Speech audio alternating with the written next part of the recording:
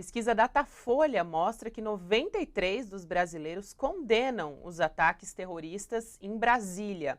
Para 55%, Bolsonaro tem responsabilidade pelos atos de vandalismo e depredação do Congresso, STF e Palácio do Planalto.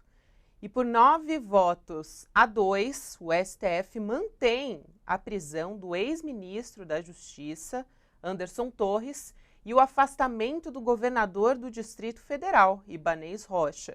Os ministros André Mendonça e Nunes Marques, indicados por Bolsonaro, deram os votos contrários. Essa tentativa de golpe, Gabriela, ela se revelou um tiro de míssil contra o pé do Bolsonaro, contra o bolsonarismo, né? O Lula ganhou de presente uma espécie de segunda posse, né? O mandato dele foi como que invernizado.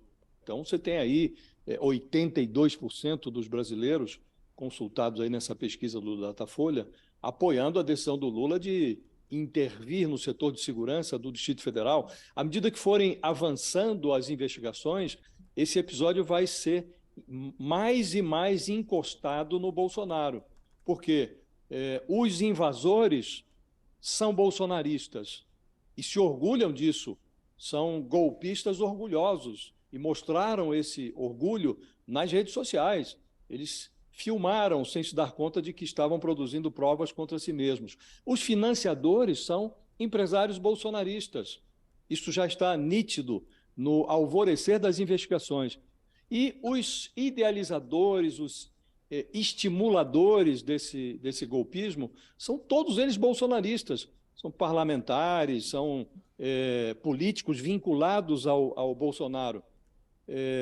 Os que negligenciaram o combate aos criminosos, policiais, militares, das Forças Armadas, são todos eles bolsonaristas, simpáticos ao Bolsonaro.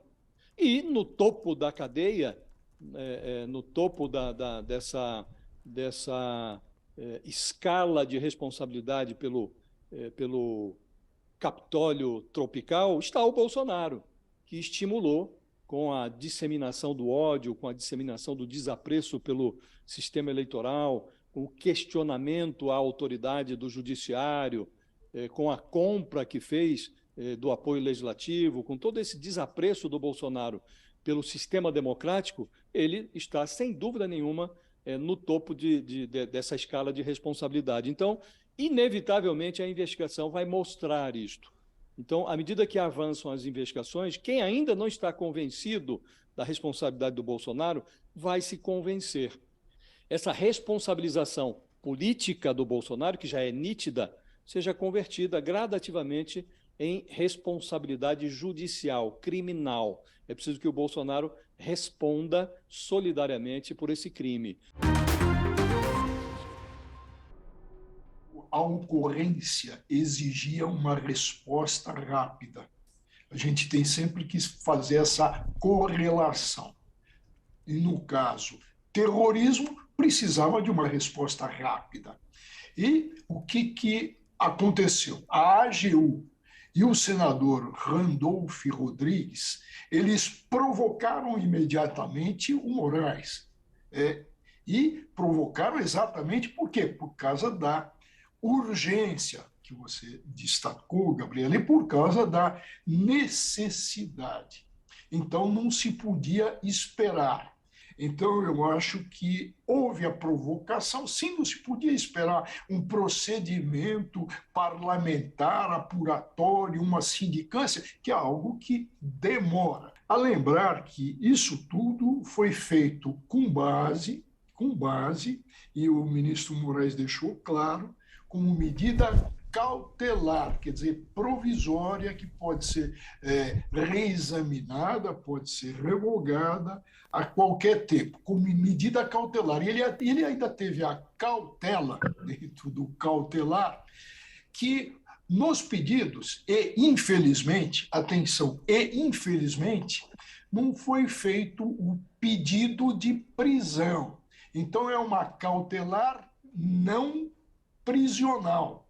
Com relação à segunda, sobre a manutenção por 9 votos a 2 em plenário virtual da prisão e do afastamento, veja que o próprio Supremo entendeu da sua competência.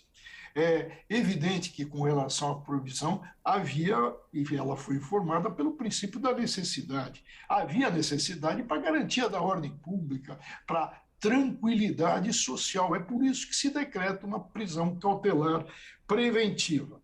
O Anderson Torres tinha um papel fundamental nisso tudo. Era uma peça desse mosaico de terrorismo. Mosaico de terrorismo. E é uma pedrinha desse mosaico das mais importantes, porque o que ele fez, pelo que foi informado, ele imediatamente ele assumiu a secretaria, ficou por menos de 48 horas nessa secretaria, dizem até menos de 24 horas, e o primeiro ato dele foi afastar aqueles que fariam a gestão do plano de segurança. Então, esse é um indicativo muito forte de quê? De responsabilização, de participação nisso.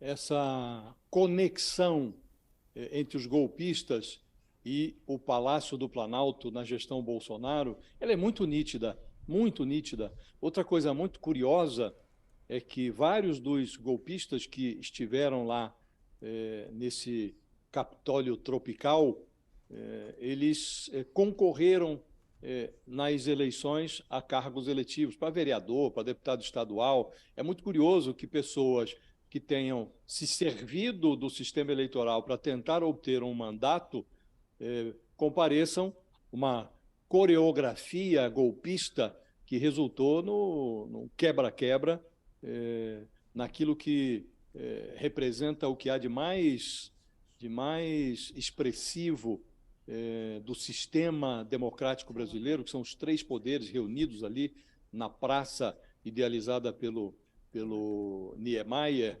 E então eles atacam os pilares da democracia depois de terem tentado obter mandatos.